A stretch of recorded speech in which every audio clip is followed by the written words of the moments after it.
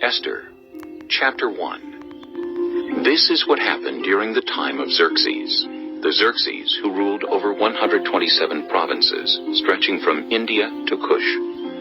At that time, King Xerxes reigned from his royal throne in the citadel of Susa, and in the 3rd year of his reign, he gave a banquet for all his nobles and officials.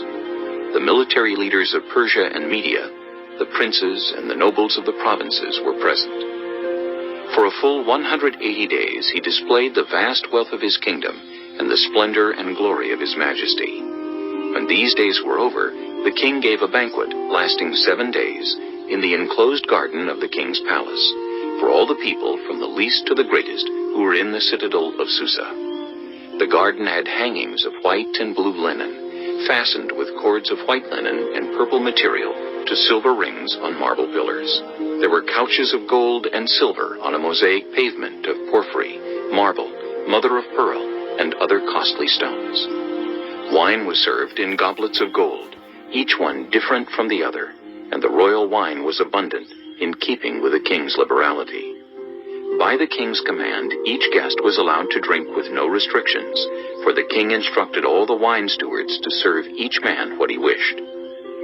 Queen Vashti also gave a banquet for the women in the royal palace of King Xerxes. On the 7th day, when King Xerxes was in high spirits from wine, he commanded the 7 eunuchs who served him, Mehuman, Biztha, Harbona, Bigtha, Abagtha, Zethar, and Carcass, to bring before him Queen Vashti, wearing her royal crown, in order to display her beauty to the people and nobles, for she was lovely to look at.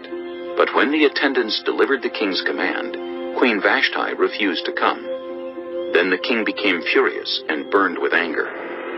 Since it was customary for the king to consult experts in matters of law and justice, he spoke with the wise men who understood the times and were closest to the king: Karshina, Shethar, Admatha, Tarshish, Meres, Marcina, and Memucan, the 7 nobles of Persia and Media, who had special access to the king and were highest in the kingdom. According to law, what must be done to Queen Vashti? He asked. She has not obeyed the command of King Xerxes that the eunuchs have taken to her. Then Memucan replied in the presence of the king and the nobles. Queen Vashti has done wrong, not only against the king, but also against all the nobles and the peoples of all the provinces of King Xerxes. For the queen's conduct will become known to all the women, and so they will despise their husbands and say, King Xerxes commanded Queen Vashti to be brought before him, but she would not come. This very day, the Persian and Median women of the nobility, who have heard about the queen's conduct, will respond to all the king's nobles in the same way. There will be no end of disrespect and discord. Therefore, if it pleases the king, let him issue a royal decree, and let it be written in the laws of Persia and Media, which cannot be repealed, that Vashti is never again to enter the presence of King Xerxes. Also, let the king give her royal position to someone else who is better than she. Then, when the king's edict is proclaimed throughout all his vast realm, all the women will respect their husbands, from the least to the greatest. The king and his nobles were pleased with this advice, so the king did as Memucan proposed. He sent dispatches to all parts of the kingdom, to each province in its own script, and to each people in their own language, proclaiming that every man should be ruler over his own household, using his native tongue.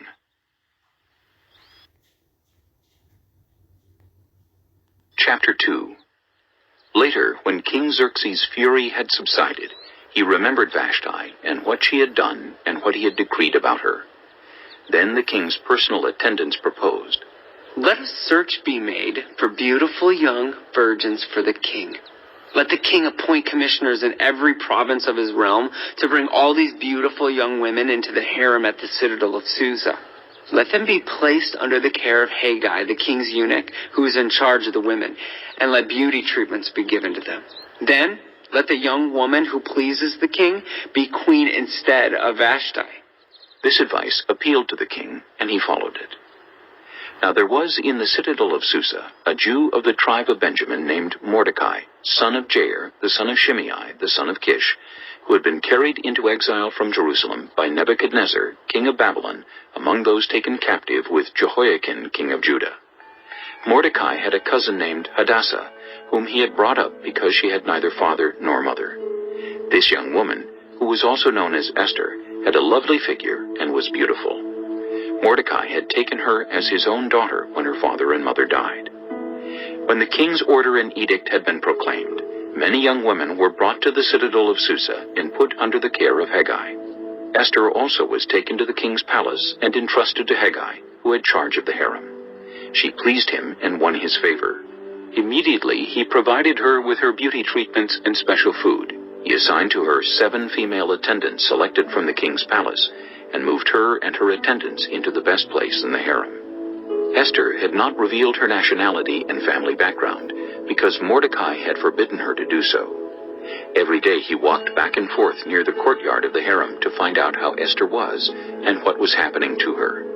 Before a young woman's turn came to go into King Xerxes, she had to complete 12 months of beauty treatments prescribed for the women, 6 months with oil of myrrh, and 6 with perfumes and cosmetics. And this is how she would go to the king. Anything she wanted was given her to take with her from the harem to the king's palace. In the evening she would go there, and in the morning return to another part of the harem to the care of Sheashgaz, the king's eunuch, who was in charge of the concubines. She would not return to the king unless he was pleased with her and summoned her by name. When the turn came for Esther, the young woman Mordecai had adopted, the daughter of his uncle Abihail, to go to the king, she asked for nothing other than what Hegai, the king's eunuch who was in charge of the harem, suggested. And Esther won the favor of everyone who saw her. She was taken to King Xerxes in the royal residence in the 10th month, the month of Tebeth, in the 7th year of his reign.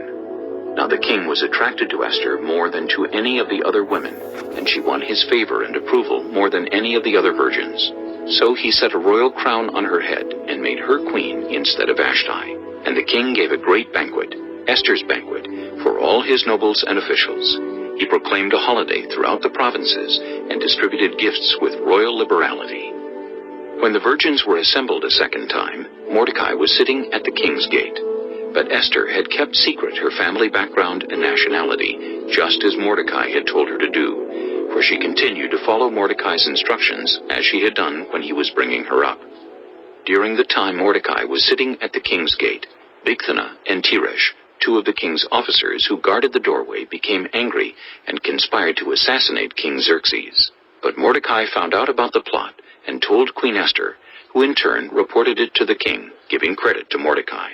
And when the report was investigated and found to be true, the 2 officials were impaled on poles. All this was recorded in the book of the Annals in the presence of the king.